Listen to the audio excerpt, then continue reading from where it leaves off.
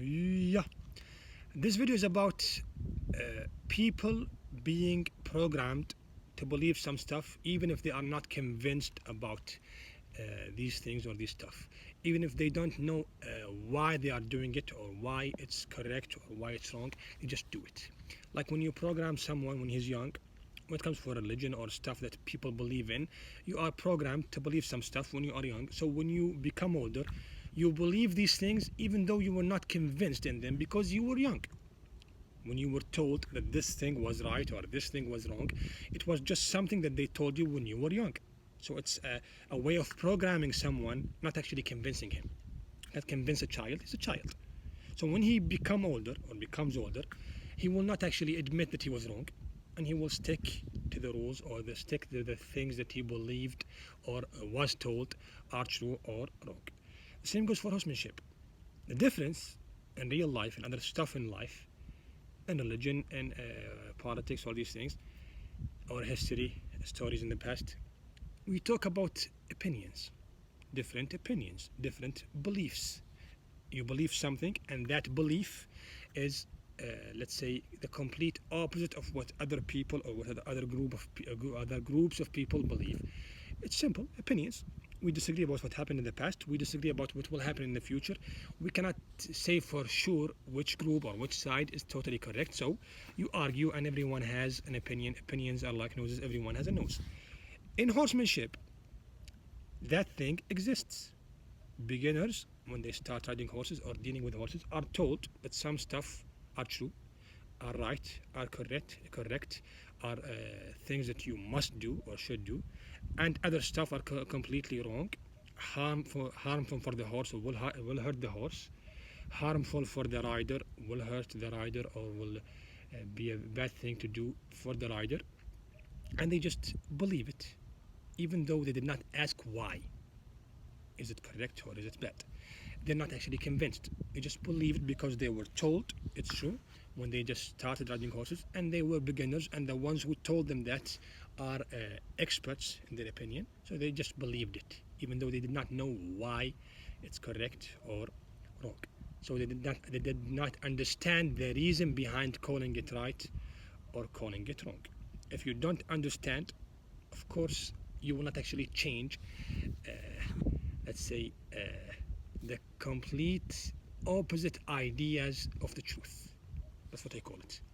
The complete opposite ideas of the real truth in horsemanship. A lot of things in horsemanship are correct. A lot of other things are the complete opposite of the truth. The difference is, in horsemanship, I can prove that because the horse will prove me right.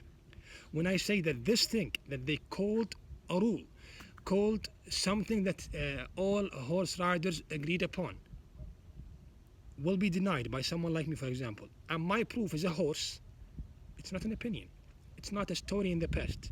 It's not something in the future. It's not a belief. It's a fact that you can see with your own eyes. For example, as a beginner, you are programmed that the saddle is better for the rider, is better for the horse. You are programmed that the martingale is safe for you and for the horse. You are programmed that the lunging, when you lunge the horse before riding the horse, is safe for you and the horse and is something that you must do. You are programmed that using the whip to move the horse is something that you must do. You are programmed that using the spurs is completely normal to direct the horse or control the direction of the horse.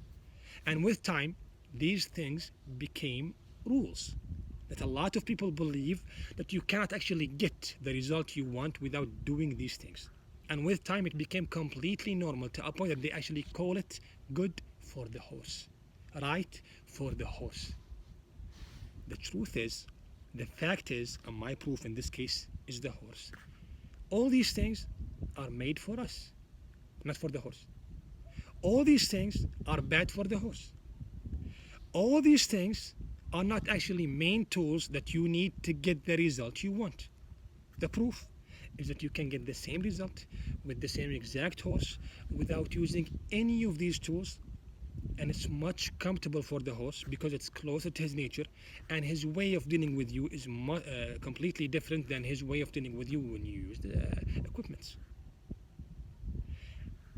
How can you talk about right and wrong when you cannot move the horse easily without a whip? In my opinion, in horsemanship, the horse is the trainer. The horse is the master. You are the student. How can you use a whip or a stick when you are learning from your master? Imagine that young children go to the school and they go to the school or their school with a whip or a stick to whip the teacher if he does something wrong in their opinion. Do you accept that? And why do you accept it in horsemanship? How can people who use whips or sticks or use the whip as a main tool talk about what's right and what's wrong? People in glass houses should not throw stones or rocks at people. When your way of riding completely depends on this spurs, a small dagger, a small knife, in your heels, in your legs to control his directions and control his speed. How can you talk about right or wrong? Now, yes, using the spurs in the right way, like the Western way of riding, the Spanish riding school, or the French riding school, is completely right. There is no doubt about that. But with time, people totally accepted it to a point that they actually believe it's completely normal. It's actually good for the horse. He will talk about the bit, but will never talk about the spurs. It makes no sense at all. So if you can get the same result without it, how can you say I cannot actually get the result without using it when you saw some people achieving the same result without it? The saddle. The saddle was made or created for us. And people used the saddle without spurs for a long time, centuries. Then they created the the stirrups to stay on the horse's back. Saddles were created or made without stirrups. It was just a piece of cotton or rag on his back, like the saddle pad. And with time, they created saddles without stirrups. Romans, Persians, Greeks used saddles without stirrups. And with time, they created the stirrups, and with time, the stirrups became metal after they were just wooden stirrups. They created the stirrups to help the knights in the battlefield to stay on the horse's back. So it was created for us. Nowadays, people convince beginners that the saddle is safer, even though it is safer in a way, but you should actually tell them why it's safer. When you say the saddle is safer for the beginner, why is it safer? Because it will keep you on the horse's back. So it's safe for you, not for the horse. It's something that helped you to control the horse, not the opposite. So how can you say it's good for the horse? How can you say that someone who learned how to stay on the horse's back without the help of the saddle is actually worse than you? It makes no sense. Same goes for lunging. When I lunge the horse every single day, 30 minutes to 40 minutes every single day before the ride, of course the ride is going to be easy because 70% of the energy of the horse is completely gone, disappeared. So with time, you got people who lunge the horse every single day, who use the whip to move the horse easily, who use the spurs to direct the horse or control his direction easily, who used the saddle to stay on his back easily. And these exact same people want to talk about what's right, what's wrong with someone who totally got their results and more without spurs, without a whip, without a martingale, without lunging. It absolutely makes no sense to say I believe that, it's a rule, people told me so, because in horsemanship you have a visual proof, a fact, who happens to be the horse. It's not a story from the past so that you will say your opinion, I will say my opinion, and we disagree or we agree to disagree. It's not something we expect in the future. A football match, a basketball match, and we agree to disagree. We talk about something in front of us, and the horse is the proof. So a lot of riders are just programmed to believe some stuff. Understand it, know why it's wrong, why it's right. If you are convinced, good. If not, look for something else. Now, to judge between 2 or 3 or 4 or 5 or 10 options, you need to listen from all of them and to see all of them, then judge. But when you listen to someone or to one side and just believe what he said, and you did not actually understand what he said, and after a couple of years you see someone who's doing the complete opposite of what you did, so you disagree with him, you have to convince him. If you want to change his opinion, you have to convince him by showing him. How can you show him something that he already did before you started riding horses? Someone who gets the same result you get without using the equipments you got, then he got something extra and much better than you too. It makes no sense to convince him that he's wrong. So a lot of horse riders right now are just programmed to believe in some stuff, and if you ask them, or if they told you to change what you're doing and you disagreed, they think you're being in the wrong side, or you're just being a hard head or a hot head, whatever you want to call it. The fact is, I'm not convinced. That's all. If you want to convince someone to leave something very, very good, show him a better option. If you have a very fancy, good car and you want to sell the car, you want to buy a different, better car. I'm not going to sell a good watch or a good car just to buy something less or worse. Give me the same option or a better option, okay, I will change it. But how can you change a way of riding, a style of riding that totally controls the horse? Bareback, no spurs, no whip, no saddle, no lunging. Every single horse gives you the same result. The mark could be different. The result is one. How can you convince him that he's wrong when you cannot get half the result he gets, even though you ride cold-blood horses, using the saddle, using the spurs, using the whip, lunging the horse every single day? Then you say it's good for the horse, it's right for the horse, it's less painful for the horse, and what he's doing is more painful for the horse.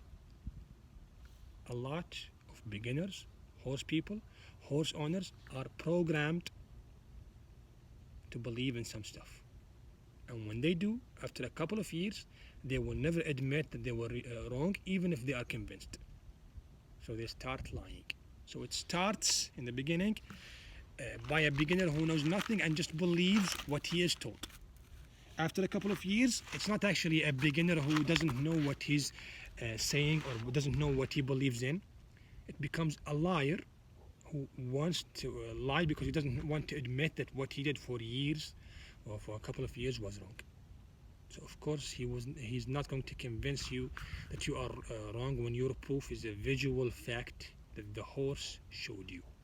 When my proof is the horse and the other side's proof is people telling them rules or stuff or information about horsemanship, you cannot compare between the two sides. A horse will never be wrong when he shows you what's right and he is your proof. You cannot be wrong. It's not an opinion, it's a fact, a visual fact. The other side has an opinion. The opinion could be right, sometimes wrong, most of the times, or in a lot of times, the complete opposite of the truth. So stop being programmed, stop copying and imitating people, understand why it's a rule, understand why it's correct or why it's wrong, or why it's right, why it's bad, why it's good, why it's bad. Then believe whatever you want. Believing something before actually being convinced in it doesn't make you a believer, doesn't make you a convinced guy. It means you are programmed. Children in real life are programmed to believe in some stuff. In horsemanship, beginners are like children. They are programmed by people to believe in some stuff. But if you rode the horse and learn directly from the horse and no one interfered, the horse will never teach you a wrong thing. The horse will never program you, he will convince you. Because if you don't do the right thing, you will fall down, you will get injured, you will end up in the hospital. So you have to learn in the right way.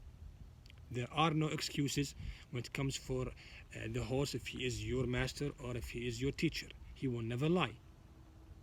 When it comes for people, they could lie, they could give you wrong information, they could be even right sometimes. So that's my opinion about being programmed.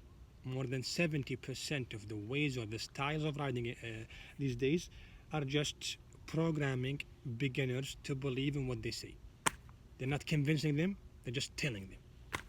So of course you will end up after a couple of years having 70, 80 riders who believe in your way of riding and say it's true without actually being convinced in it. So they will defend something they don't actually understand, just like a belief that you were programmed about or programmed to believe in when you were young. So when you are older, of course you will fight for it even though you don't understand why it's right or wrong, you just believe it. There's a big difference between an opinion and a belief and a fact. An opinion is an opinion. You could be right, you could be wrong. A belief, like religion for example, you believe in something like you see it even though you don't see it. A fact is something you see.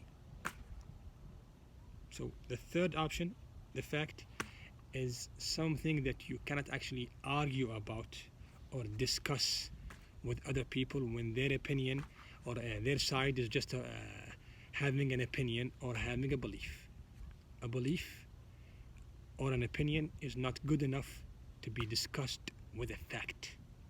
When your proof is the horse, when your witness is the horse, there is no way for discussing anything about your way or style of riding. Oh, yeah.